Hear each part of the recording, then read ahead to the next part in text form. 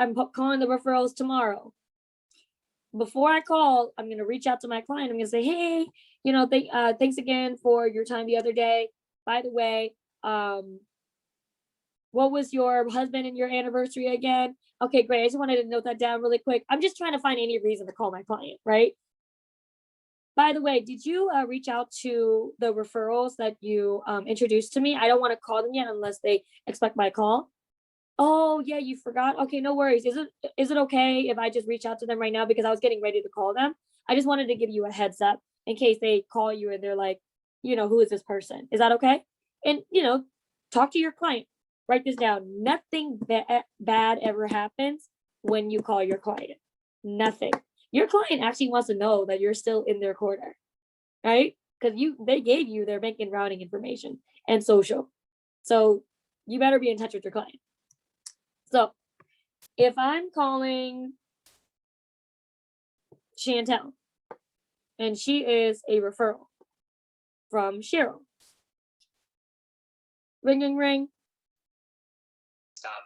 Hello. Hi, can I speak? Good afternoon. Can I speak to Chantel Hagler, please? Someone's asking what website. Hi, Chantel. We haven't had the chance to meet yet. We actually don't know each other, but we have a mutual friend in Cheryl Davis.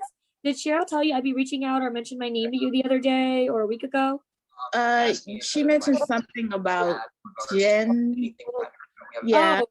Oh, okay, cool. No worries. Great. Well, I can be very brief if you have a couple minutes to speak.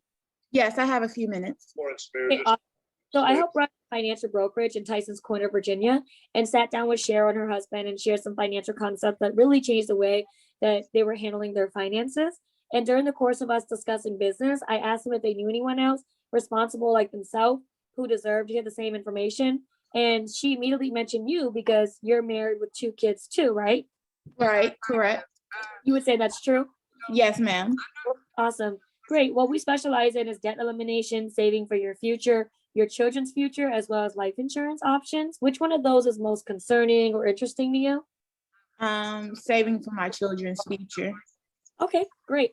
A lot of families I speak to say the same thing. I told Cheryl that we would never obligate you to do anything. However, in this situation, we normally try to set up a 30 to 45-minute video call on Zoom, just so you can get to know me and what we do. If you like me enough, and hopefully you do, to welcome us back for a second meeting, then I can bring back hard numbers. Is that fair? Yes, that's fair. Awesome. I forgot to include the last part, guys, but we never charge for our time. Instead, we just ask that you introduce us to other families like yourself, just like Cheryl thought about you. Does that also sound fair? Yes, that sounds fair. Great. When you and your husband, I think his name is Emmanuel, right? Mm-hmm. Yeah. When are you and Emmanuel normally together, in the evenings or the weekends, like Sunday or Monday? Weekends. Weekends. So we could do as soon as tomorrow at 2:00 or 5:00. 5 o'clock is better. 5? Okay. And what's your email? My first dot last name at yahoo.com. Okay, great. So just to repeat that, first dot last name at yahoo.com, and your last name is spelled Haigler, right? Yes. Okay, great. You're going to receive an email from me at PFS Investments with my Zoom ID. If anything comes up, just let me know in advance if you're running late or anything, but we'll see you and Emmanuel at 5:00 tomorrow. Yeah. Yes. Thank you so much. Have a great day. You as well. Thank you. Great. So that was that, guys. So let me run this back. What do you guys notice about how I was in that script right there? Because it wasn't like a robot, right? Anybody? You are very friendly and very open. Right. You are very comfortable. Right. And I was quick too. If you didn't notice that, I was quick. I need to be quick. Right. You got to be very efficient on the phone. You can't drag it out. People don't want to be on the phone forever. They want to, text and email and all that good stuff. Quarantine has got us not wanting to really speak to on the phone a lot. But Wells, call me. I am Chantel's referral. And my husband, Bob, and me have been referred to you. We have 5 kids. Okay. Ring, ring. Good afternoon. May I speak to Jen? This is her. Hi, we haven't had a chance to meet yet. We actually don't know each other, but we have a mutual friend in referral. What was her Chantel, full name? right? I Oh, just said, Chantel. yep. Did Mhm. Chantel tell you I'd be reaching out or mention my name to you? I don't remember. Well, that's okay. She was supposed to. I apologize. Would you like to speak to Chantel first, or would you like me to briefly explain why they wanted me to reach out? Oh, no, you can briefly explain it. That's completely fine. I'm sure she just forgot. So I help run a financial brokerage in Tyson's Corner, Vienna, and sat down with Chantel and shared some financial concepts that really changed the way she was handling her finances. During the course of us discussing business, I asked if they knew anyone else responsible like them that deserved to hear the same info. And they mentioned you because you have 5 kids. Is that Yes. right? Yes, that is true. You would consider that to be true? Yes. Great. So what we specialize in is debt elimination, saving for your future, your children's future, as well as life insurance options. Which one of those is most concerning to you? Oh, definitely debt elimination and life insurance. Yes, a lot of families I speak to say the same thing. I told Chantel that we would never obligate you to do anything. However, in this situation, we normally try to set up a 30 to 45-minute video call just so you can get to know me and what we do. And if you like us enough, and hopefully you do, to welcome us back for a second meeting, then we can bring back her numbers. Is that okay? Yes. And really quick, Wells, I'm going to close this out because I didn't attach the other last. There you go. You can read that. And we never charge for our time. Instead, we just ask that you introduce us to other families like yourself, just as Chantel thought about you. Does that sound fair? Yeah. Yep. When you typically off these days, or when you typically off these days, weekends or weekends or weeknights? Weeknights. Sounds good. Okay. Book me. Complete it. For Sunday. I'm sorry, you broke up. You broke up. I broke up. Oh. I didn't hear you. Oh, did they say weeknights? Weeknights, yes. So is Saturday or Sunday? So today or tomorrow, is that good? Which one? The nights, not tonight, tomorrow. Definitely tomorrow. So is 6 p.m. or 8 p.m. better for you? 8 p.m. 8 p.m. What is your email? JLE.pfs@gmail.com. Sounds good. See you then. Good. Yes, no problem. All right. Now, what did Wells forget to confirm about? It wasn't in the script, okay? Because it's very general. But what did she forget to do? Anybody? Her spouse. My spouse. Oh, your spouse. My spouse, right? You gotta make sure and confirm. Because I said I was married with 5 kids, right? You gotta make sure that you specify, everybody has to make sure you specify that the spouse has to be there, right? Now, what if somebody doesn't want to meet with a spouse, right? Let's say, I'm gonna leave my other Zoom here. Let's say that somebody goes, well, my spouse is normally not available the same time I'm available, right? Sometimes you're gonna get that, not a lot, right? But that's why you want to say, Chantel, refer both you and Bob, right in the beginning. Both you and Bob. They still might give you the runaround and be like, we have really different schedules. Can I just meet? Right? Well, typically we try to meet with both spouses because it is 30 to 45 minutes of just education. And we normally find that people do not remember 30 to 45 minutes of information exactly how it was presented. So we don't want you to, feel like you have to do our job and just summarize it and potentially miss some important parts that might be important for your spouse. But we only meet for about half an hour. Are you and your spouse never together for half an hour? Right? You just ask, right? Because what's going to happen? You do a one-legged appointment and you still don't get the other appointment. You still wasted your time, right? I mean, think about it. I mean, yeah, I guess you could do a one-legged appointment and recruit the person, but That's really slim to none still, because do you really think if I met with Chantel that Emmanuel is not going to feel some type of way if Chantel starts an opportunity, without discussing with him first about scheduling and things like that? And, of course, this 124, or maybe the other way around. Like, I don't think Emmanuel would make a decision without Chantel financially. I just don't think it would happen like that. Right, Chantel? Yeah, I actually have a question about that. So I see that with the older, more responsible couples, but since my age market are people generally my age or younger, and they're not that together when it comes to stuff like that, and they generally will say, well, he don't care about stuff like this, so can I just do it by myself? Mhm. Then what would you do? Is it a referral? This is a referral? Yes. Okay. I would just say, hey, because so and so referred both of you guys, I just wanted to make sure I gave the opportunity forward, because that's how you guys were referred to me.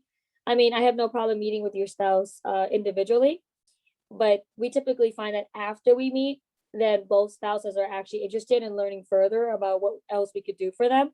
But honestly, it would be really hard for me to describe it on the phone right now. You just wouldn't really, I wouldn't be able to describe it best unless you and your spouse both saw what I was talking about, you know? And you always say, you can always come from the feel felt family. I completely understand that.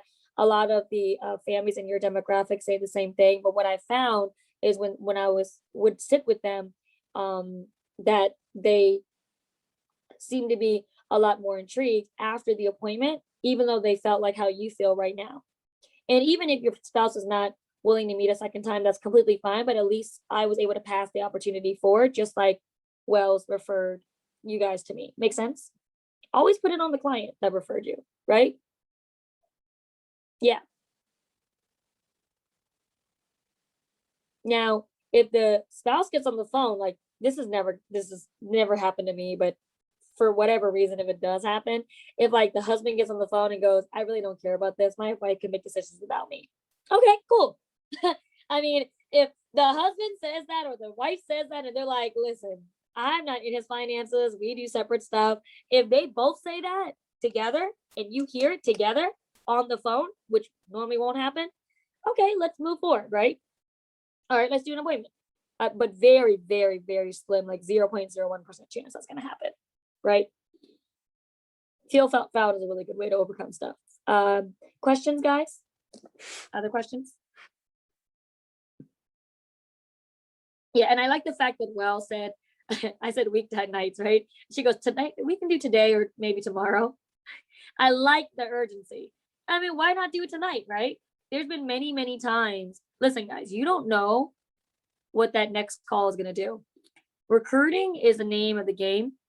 You may not have qualified appointments right now, but what if you recruit somebody today after training? You got a guest in training, you recruit somebody, they turn into, they submit their IBA, and then they do their personal appointment tomorrow with their spouse. All of a sudden, you got referrals. You're going to do their fast start meetings. You're going to have 100 referrals for them eventually, right?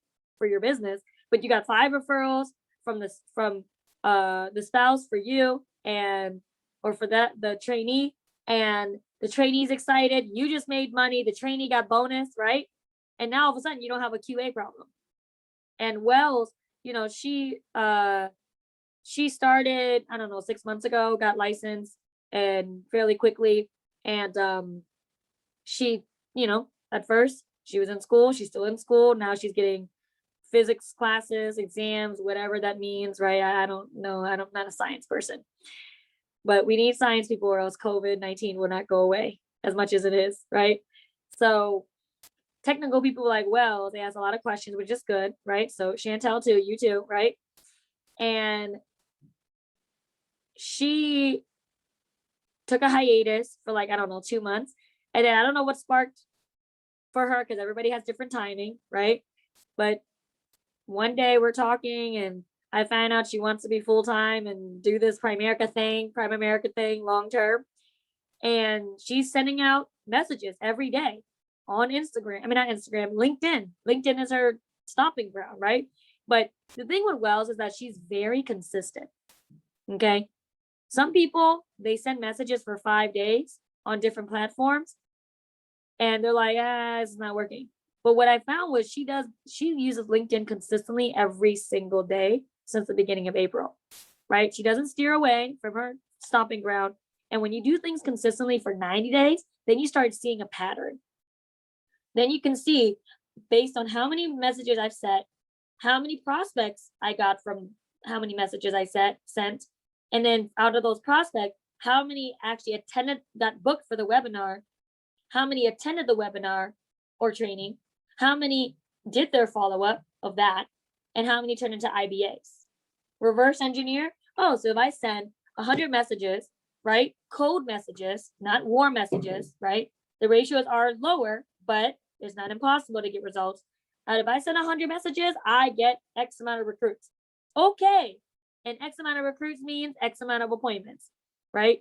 She hit the board, got a direct on Monday, got a direct on Tuesday, her direct on Monday, did her fast start meeting with me Tuesday, right? And then Wednesday did her personal appointment with her husband because she's qualified. We want her to be an advocate, did an app, and boom, Wells gets paid, right? Direct, app. That's how it's supposed to happen. That is exactly how it's supposed to happen.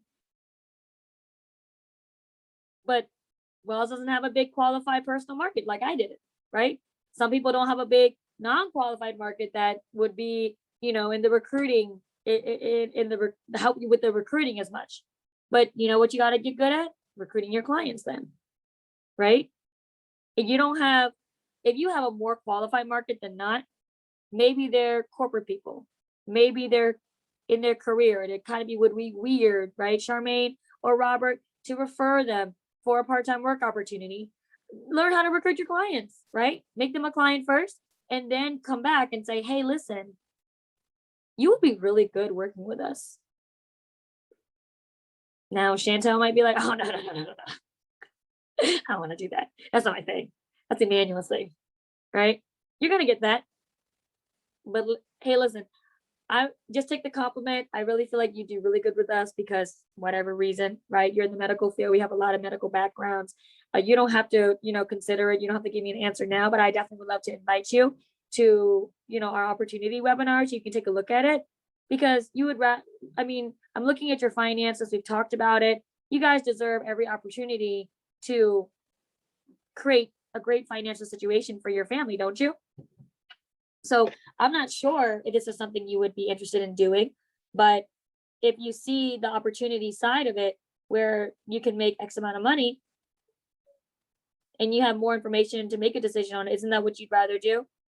Have more than not enough information? Would you rather make decisions on 100% of information or just 50%? 100, right? Now, what if you ask a man that, what kind of man is going to say that in front of his wife? I don't know, right? And if you're trying to recruit a husband, which 90% of the time, if you're a woman, you're not going to recruit the husband. You're going to recruit the wife first and then the husband, right? 90% of the time. If you're a guy, you naturally going to try to recruit the guy, right? But you know what I learned from Samir? There's a question you ask men all the time that they will always say yes to. Guess what question it is? Don't you want to make your wife happy? Oh, not that question. Do you want to make more money? No. When you do anything for your family? No, you don't want to fight. You don't want to fight, okay, Charmaine?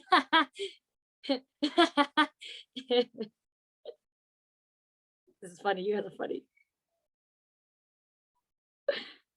Robert, you know what the question is? Yeah, I'm at work, so I can't really talk a lot. First, you don't want your wife making more money than you. Yeah, it's good question. Hey, you're a numbers guy, right, Robert? Yes, I'm a Right, tax guy. Right. If the numbers make sense, then of course that would make you feel better moving forward, right? So every guy's gonna say they're a numbers guy. There ain't no guy that's not gonna say they're not a numbers guy. So now I can Guys go with, can't spell, but we know numbers. Exactly. Girls know. Exactly.